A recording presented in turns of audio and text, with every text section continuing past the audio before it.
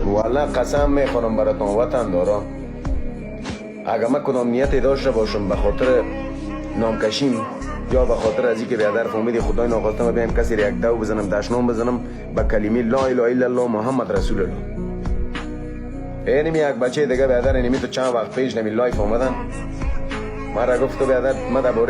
درباره بیادر بچه های UFC گپ زدیم، کلش نقدای بیادر فهمیدی همون تو رسمی کردیم که بیادر چرا یک تای دیگر را معرفی نمیکنن. فعلا همیال زیادتر بچه ها سر ما انتقاد دارن که بیادر تو چرا بچه ها را معرفی نمیکنی در اکتاگون، چرا بچه ها را بیادر نمیگی که برن در اکتاگون.